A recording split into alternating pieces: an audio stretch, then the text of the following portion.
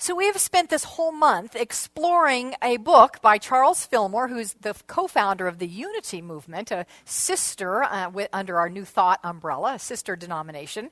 The book is called Prosperity. And we have been studying this book because back in August, when we did one chapter out of it, or a little bit out of it, we decided that the book was so rich and terrific, we needed to take a deeper dive into it and spend a whole month. And so this is the month we've spent in this book, looking at creating abundance as a way of life.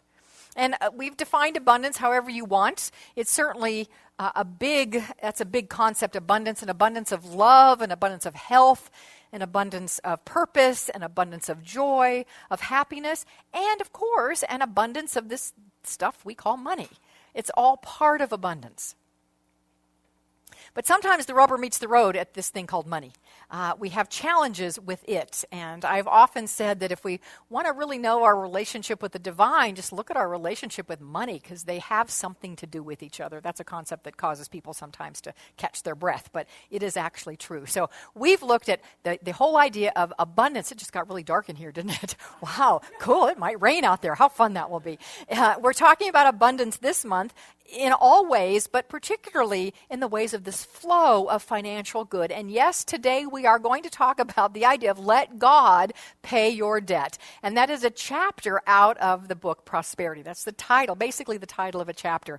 And I was so intrigued by what Fillmore had to say that I built all today's topic about that. And I have to make a confession. So may I make a ministerial confession here? The confession is that, a month or so before the upcoming month comes out, I have to sort out what are we going to talk about, what's the title, what's the description, and basically where's the talk going to go.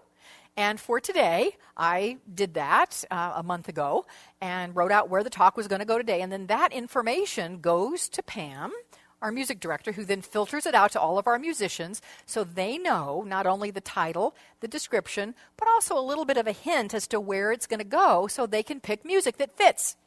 And I love it that our singers, and all of them, and Lee so demonstrated it this morning, really want to make sure that we had this beautiful marriage of the message and the music, and we do such an amazing job of that. Here's the confession. I sent out what today was going to be about, which Lee then picked the second song based on. And then when I put this talk together, I decided to go someplace entirely different. So the second song isn't going to exactly fit where we go, but it did when she got the message.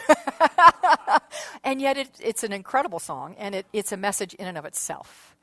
And here's the piece that I was going to explore today, and I've decided not to, and that's forgiveness. Because we did some of that the first Sunday of the month. We kind of needed to do that, and so we snuck that in, and so we did that the first Sunday of the month. But this is what I have to say about forgiveness and debt. And then we'll go where I really want to go today. But you're going to hear a powerful message on forgiveness at the end with Lee's song.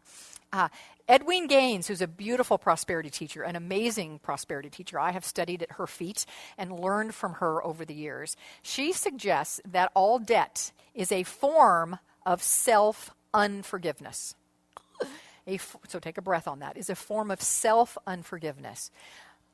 An interesting thought, not to beat ourselves up with that thought, but just to think about that a bit. And I just throw that out to you, and then I'm going to leave you to just contemplate that if you're carrying around debt, is there someplace in you that you have not forgiven yourself? And perhaps if you do forgive yourself in that area, that debt can be resolved and dissolved, and certainly adding the tools that we're going to talk about today. All right, so now the talk ties in with the song you're going to hear at the end. We've made that fit now. So before I talk about let God dissolve your debt or pay your debt, I want to offer you 4 phases of spiritual knowledge, because we're going to apply them to where we're going to go today. There are 4 phases of spiritual knowledge. And here's where they are. And today I want you to just kind of assess where you are with the things we talk about. The first phase is the inspired phase, which means you hear something, and it could be in a Sunday service, it could be in a book you read, it could be in a 4-day retreat that you go to with Greg Braden. Sorry, I always have to add that little at the end. Oh, so yummy. Anyway, sorry, I digress. 4 phases. First phase, inspired. You hear something new. It's like a new idea. It's a light bulb. You know that light bulb moment where you go, oh my gosh, I never thought of it that way. That's amazing. That's phenomenal. I am going to remember that forever. And I'm going to apply that in my life, because when I apply that, my life is going to go so much better. Right? We have that moment. And then we quit reading whatever we're reading, or we leave church that day, or we leave the workshop, and we do remember it for a day or two. Right? Maybe 3 days. Maybe 4. And then we're like, now what was that? I know I was really inspired by something I read or heard, but I can't remember what it is. So if it was here, you can think to yourself, well, I'll just jump online and, go watch the video replay, the YouTube video replay, or I'll do the podcast, or I'll get it. As soon as I have time, I will go do that. But it doesn't happen. And that great inspired idea is gone. Anybody know that phase? Have you ever? Yeah, sure. I think we probably all, but you don't remember because you can't remember what it was. So I'm telling you, we've all had it. So phase 2 is the phase of familiarity. And what that means is you'll hear something and your brain will go, oh yeah, I've heard that before. Now, it's not all that exciting because you've heard it before, but you're at a place in your life that it really applies. And so you think, oh, I am so glad to be reminded of that because I could really use that right now. Wow, I'm glad I heard that. Not all excited about it, but glad you were reminded of it. That's familiarity. Phase 3 is the place we get in trouble and will prevent us from getting to phase 4 if we let it. Phase 3 is called the boredom phase. Phase 3 says, I've heard that before. I already know that. 4 deadly words. I already know that. And when we do that, we shut off. Time for a little cat nap. I can take a break here. I don't have to think about this. I know this already. And then we don't go any deeper than that because I already know this. Then we ask ourselves, why is this not working for me? Why does this not work like everybody says it works? It just must be me. Well, guess what, my friends? This isn't with any judgment or anything, but it is. It is because this works if you work it. This works if you'll take it to step or phase 4. If you stop at the boredom phase, which is I already know that, I want to hear something new, you will not get to spiritual knowledge, which is the 4th phase. Spiritual knowledge says that this concept that you're hearing, you go, oh yeah, I know that because I live that in my life.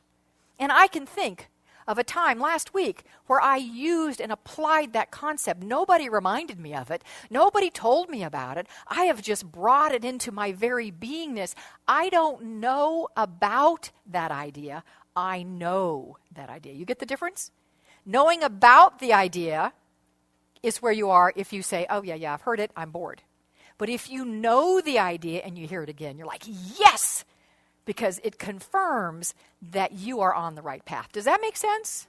All right, so as I talk today, I want you to be thinking out, where am I? In the initial, woo, inspired phase? Great, fantastic. But don't stop there. Or maybe you were in that phase, but now today something is familiar. Like, oh, I did hear that before, but I kind of forgot. I'm glad I'm hearing it again. Great, don't stop there. Maybe you're in the, oh gosh, really? She's going to say something like that again? I've heard that before. I promise you that is a deadly place to be. It will stop you in your tracks of deepening. So don't let yourself go there. Instead, look at it with fresh eyes and be willing to take it to the spiritual knowledge place where it becomes you. It becomes you. It's not something that you heard. It's not something I said. It's something that is you.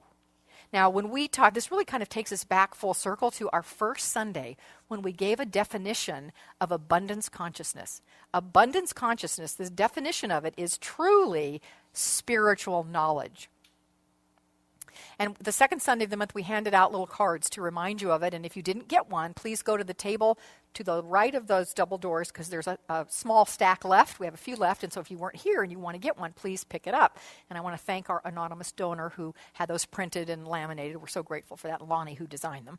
So thank you for that. But our definition of abundance consciousness is a spiritual knowledge because if you recall, it said that we think from, feel from, believe from, speak from, act from, and react from a place that says, from substance I was created. In substance, I live and move and have my being.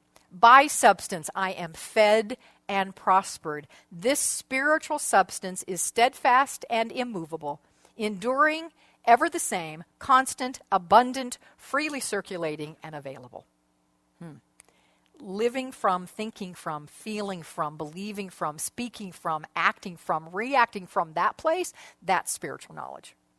That's where I want us to go, about all of the things we've talked about, always in here, always. But today, I want us to really deepen into this, about this idea as we apply it to the idea of debt. So maybe it's financial debt. This is a rhetorical question. Don't have to answer it. But, I'm wondering how many of us in this room have debt that we feel burdened with. Don't have to answer it, but you might have that. Or it's maybe a debt in a feeling obligated about something. It can be debt other than financial debt. But any kind of debt we want to release and remove today, because we've moved to a place of spiritual knowledge about how to release ourselves of that. So is that good? Are we good with that? Woo! All right, so we're going to move into the idea of God paying our debts. And as I read, I'm going to share with you 3 passages from the book Prosperity. We'll dig into them a bit. And as I read this first one, I really want you to think about, where am I on that 4 level, those 4 phases? Again, they are inspiration. I'm inspired by, what is it? I'm inspired. It's familiar. I'm bored. Or it's spiritual knowledge. Where are you as I speak these words from Charles Fillmore on page 123 of his book Prosperity? He says, the statement, I owe no man anything but love, which, by the way, comes out of the Bible. We discovered in first service. The statement, I owe no man anything but love, does not mean that we can disclaim owing our creditors money or try to evade the payment of obligations we have incurred. Rather, the thing denied is the burdensome thought of debt or of lack. Fill your mind with thoughts of divine love, justice, peace, and forgiveness. Yay! We got forgiveness in there again. This will pay your debts of love, which are the only debts you really owe. Then see how quickly and easily and naturally all your outer debts will be paid, and all inharmonies of mind, body, and affairs are smoothed out at the same time. Nothing will so quickly enrich your mind and free it from every thought of lack as the realization of divine love.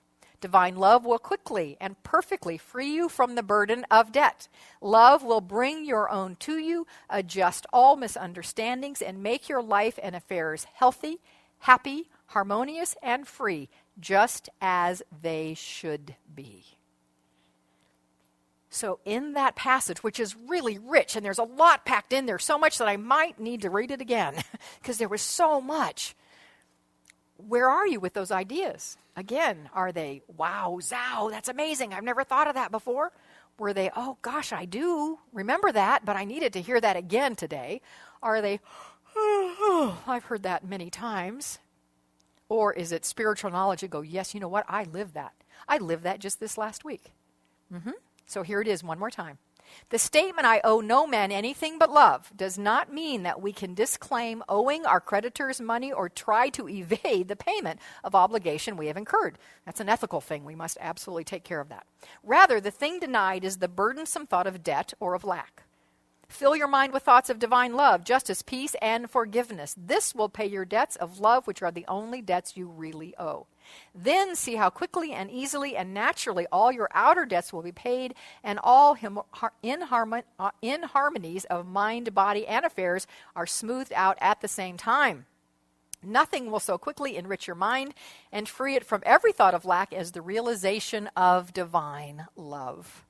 Divine love will quickly and perfectly free you from the burden of debt. Love will bring your own to you, adjust all misunderstandings, and make your life and affairs healthy, happy, harmonious, and free, just as they should be. The couple lines in that are my most favorite are, fill your mind with thoughts of divine love, justice, peace, and forgiveness. Then see how quickly and easily and naturally all your debts will be paid. Fill your mind with thoughts of love, divine love, peace, justice, and forgiveness. And then watch how quickly your debts be paid. Fill your mind with thoughts. Now, we are a science of mind church. And Ernest Holmes, our founder, was very much about the mind and our thinking, and very powerful, because our mind is very, very powerful. But as I read that, fill your mind with thoughts of love, peace, justice, forgiveness. Those qualities are not qualities that hang out in the mind, are they? Thank you. They are qualities that hang out in the heart. Those are heart qualities. So, yes, fill your mind, but really those things come from the heart. And wouldn't it be great, and it is, if we could actually bring our mind and our heart into coherence so that we're working from both places and having the fullness of the richness that is available in both places, heart and mind, which we can do. Remember I said one of the things that we do here is give you techniques and tools to find the sweet spot between the head and the heart. Well, here's a sweet spot that I happen to be reminded of when I was at the 4-day retreat. Lonnie and I were at the 4-day retreat in New Mexico with Greg Braden, who was here with us in May. How many of you were here in May to hear Greg? Okay, good. A good chunk of you were here. So was I. I sat on that very front seat and took in everything he had to say. And then this retreat that we went to was a lot of the same, only a whole lot deeper. But he reminded me of something that I had heard. And when I heard it the first time, when he talked to us about it here in May, it was inspiration. It's amazing. This is a practice I will do forever. And then I did it for a couple days. And then I skipped a day. And then, I did it again the next day. And then I skipped 2 days. And then the third day was like, isn't there something I was going to be doing all the time? What was that? Gone. So fast forward now to November, and I was reminded of it again, so I moved to phase 2, which was familiar. But now I'm moving to phase 4, because I've practiced it every single day, not Sunday, every single day, twice a day since. And I want to bring it to you this morning, because some of you were at the event and heard this, but it may just be now familiar to you.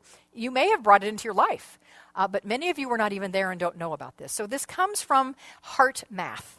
If you are familiar with Heart Math, it's an amazing organization that is doing scientific research and studies about the power of the heart. And what we have discovered scientifically is that, our brain has brain cells. They're called sensory neurites. So, all the activity happens here, we think. Everything, memory and intelligence and wisdom and everything, it comes from the brain. That's what we think. Science is telling us that that's not exclusively true. In fact, every organ in our body has brain cells, sensory neurites. Every organ has brain cells in it, which means intelligence and memory and ability to heal. Every organ has that. But the organ that has the most, other than the brain itself, is the heart. There are 40,000 sensory neurites in the heart. And science is now calling the heart the little brain. Isn't that cool? Isn't that a cool piece of knowledge? The heart is the little brain. When we bring our heart brain and our head brain into coherence, we have full access to some amazing stuff. Deep, deep wisdom, healing in our body, regeneration in our body, wisdom beyond where we might ever think, knowledge. Greg Braden described it as, you remember the Jason Bourne movies or books? I remember reading the books back in the 70s when Robert Ludlum wrote them. I loved those books then. But how Jason Bourne can walk in a room and just be in there for 5 minutes and turn around and tell you every single thing. There's 2 exits here, and there's a person in the 4th row wearing an orange jacket, and he can tell you everything, right? You've seen that, right? Well, we have that in us because we've been in the room and we've experienced. We just can't access it. Well, he did that through, programming and drugs. What Braden is saying is when we truly bring our brain and heart brain and heart brain and head brain into coherence, we can do the same thing. We can have access, immediate access to the wisdom and knowledge that's already in there. So there's a 3-minute practice. It's 3 minutes. How many of you know the practice? How many of you do the practice? Rock on. Good for you. I'm going to teach the rest of you this practice, okay? And then the question is, what does this have to do with having God pay our debt? Well, I pose that question to you. What does this have to do with God paying your debt? Take a breath. Close your eyes if you want. 3 minutes. I may not do a whole 3 minutes just to because I just want to give you a taste of this, but this is how it goes. Close your eyes just to get distractions out of the way. That's the only reason. 3 phases to this. Phase 1 is to become aware of your heart. Drop your awareness from your head to your heart. And if it helps to place your hand on your heart, then do that. Sometimes when wherever we have touch sense, then our attention goes there. So if it helps to get your attention to your heart by placing your hands there, do it. If it doesn't, then don't do that. But whatever it takes to get your attention to the best of your ability in your heart. That's phase 1, step 1. Step 2, slow down your breathing. Perhaps 5 counts out, 5 counts in.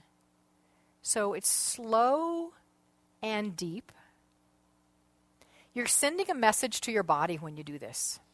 The message to your body when you do this is that you are safe. Because when you're not safe, your breath hypes up so that you can, that old response, fight or flight. Your breath gets very short, and so you have that energy. But if you consciously slow it down, you send a message to your body that you are safe. So that's what we do. We send that message by slowing down the breathing and by consciously, intentionally breathing from the heart space. So kind of feel when you breathe in that air is, the breath is coming in to your heart and filling your lungs and going down and filling your diaphragm, but then coming back up and being expelled out of your heart. So you're just in your heart's eye and mind's eye, breathing slowly and deeply from your heart space. That's step 2.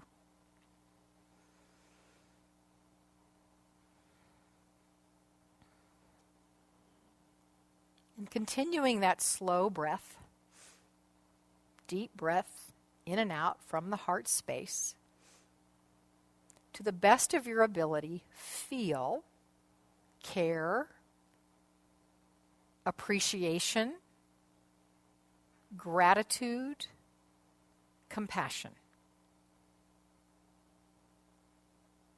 Care, appreciation, gratitude, compassion. Whatever images that you want to conjure up of a person, of experience, a thing that brings you to that heart feeling space, just do that right now. And I'm going to be quiet just for a couple of seconds here so you can get a feel for this.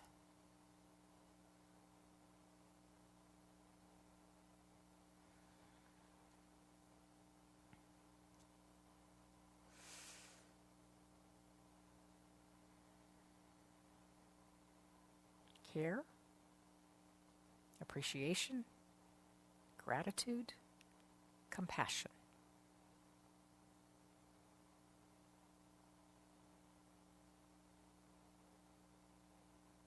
And take a final deep breath. Let it back out. And gently move around a little bit. Bring yourself back, present to the room. When you're ready, open eyes.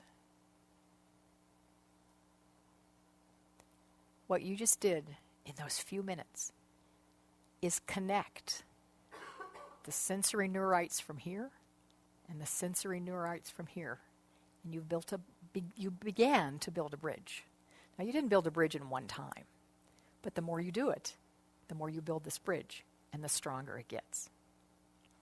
So the question is, what does that have to do with God paying your debts? Well, I'm not going to give you that answer because I want you to find that answer.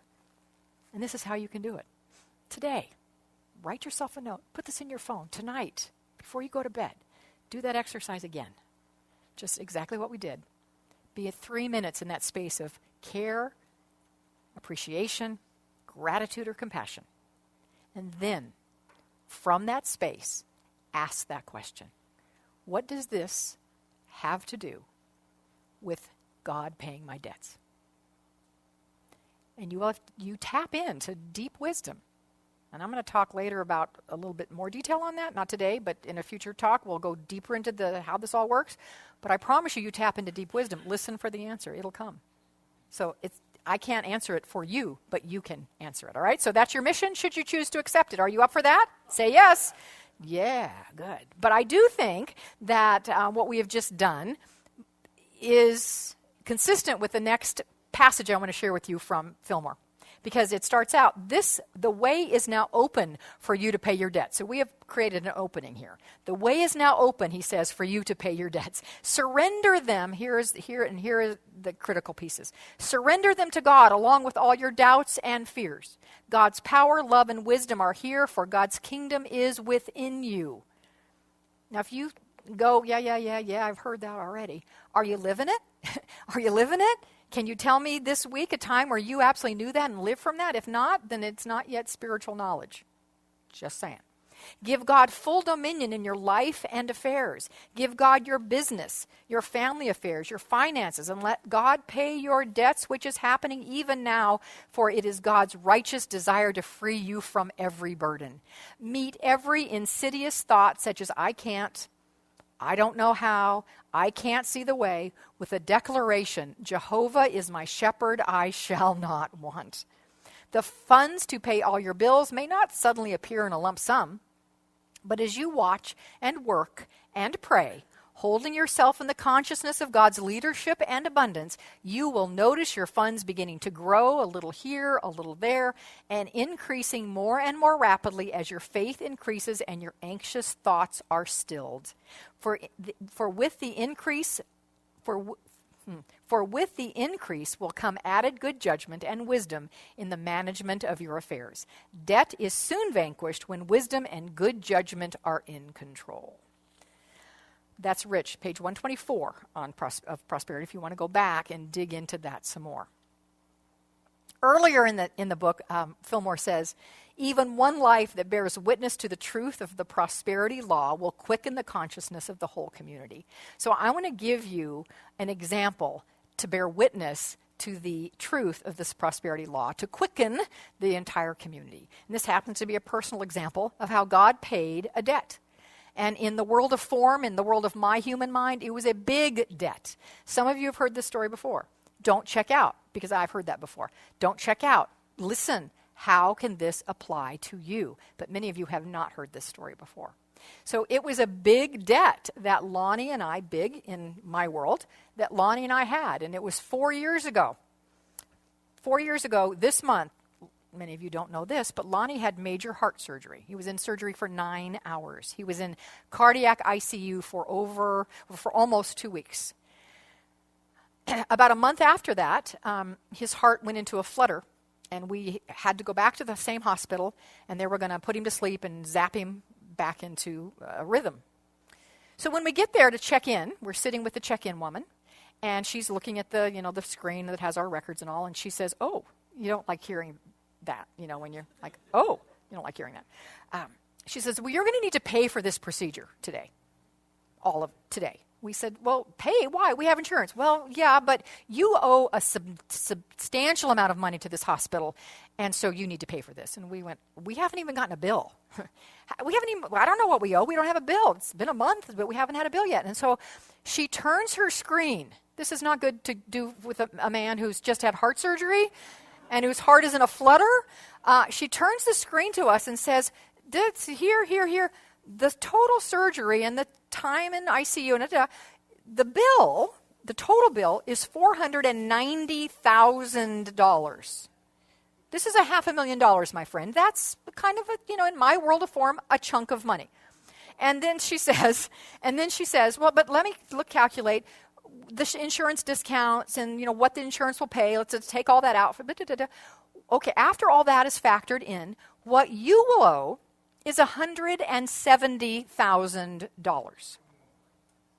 Holy moly. Okay, well, it's not $450, but it's still, in my world, a fairly significant chunk of money. I think that shocked his heart right back into rhythm. Because we actually went to get the procedure done, and he didn't need to do it because it was back in rhythm. That didn't do it. But nonetheless, he didn't have to have that procedure. All right, so 170 is what they tell us. My brain is already looking at the bills that have come in, because, there's a lot more than just the hospital bill. When you have surgery, there's all bunch of different separate, you know that, anybody who's been in the hospital. We had already received, or I knew we would receive, approximately 30 grand in bills. So what's 200? Let's round it up to $200,000 we're going to owe.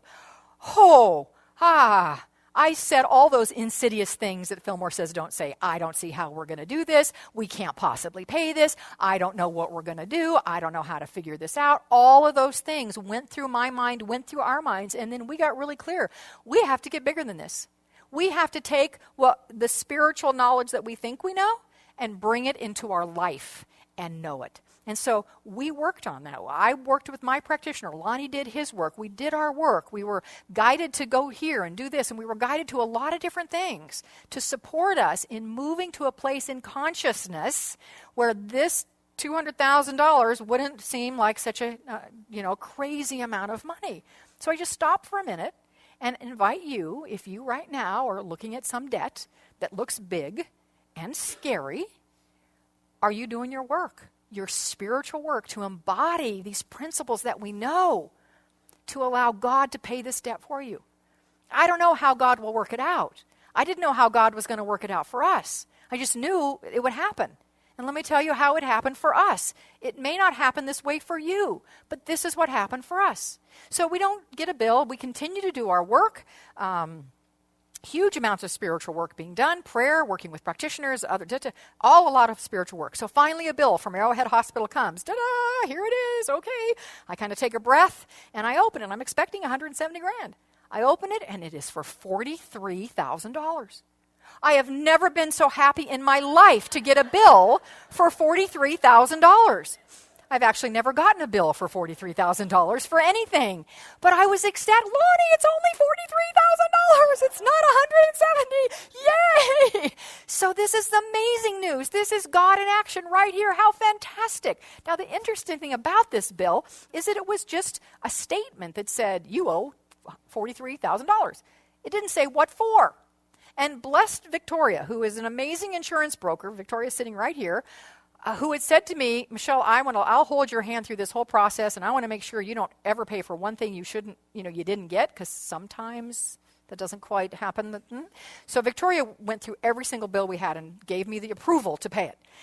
And when I told her I had got this one, but I have no idea what it's for, she says, oh no, that's not acceptable. We got to know what that $43,000 is.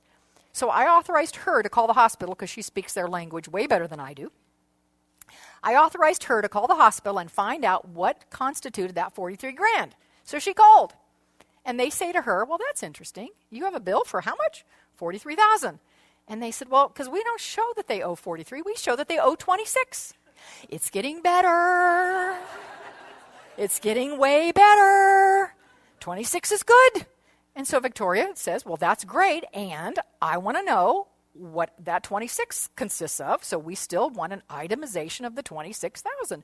The woman on the other end of the phone says, well, hold on just a minute. Hold on one second. Let me put you on hold for a minute. She comes back and she said, well, we just got a check from their insurance company for $26,000. They don't owe anything. Yes, that's it. I am telling the truth. She calls me and says, you are not going to, are you sitting down? I have to tell you something. And while I have to admit, a bit shocked, I stand in the knowing that this is how God worked that one out for us. This is what happens when we stand in our spiritual knowledge. When we don't just know about these ideas, but when we live them and live from them and turn all our little insidious thoughts over to God. And if we have to turn it over 1,000 times, we turn it over 1,000 times. This is how we let God pay our debts. And however it unfolds for you, it may not be that same way. But I know that God will do that for you, just as God did it for us, when we practice. So that is my mission for us today. Practice, practice, practice. Bring it into spiritual knowledge. I want to leave you, and it's going to be our closing prayer, with what Fillmore calls a prosperity treatment. Now, it's not a spiritual mind treatment, but he calls it a prosperity treatment.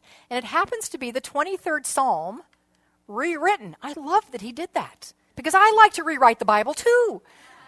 And I'm in good company by Charles Fillmore having rewritten the 23rd Psalm to make it a prosperity prayer. So if you want to join me now in closing your eyes, let me share with you the 23rd Psalm rewritten into a prosperity prayer. The Lord is my banker, my credit is good. He maketh me to lie down in the consciousness of omnipresent abundance. He giveth me the key to his strong box. He restoreth my faith in his riches. He guideth me in the paths of prosperity for his name's sake. Yea, though I may walk in the shadow of death, I shall fear no evil, for thou art with me. Thy silver and thy gold, they secure me. Thou preparest a way for me in the presence of the collector. Thou fillest my wallet with plenty, my measure runneth over. Surely goodness and plenty will follow me all the days of my life, and I shall do business in the name of the Lord forever. And so it is, and so we let it be.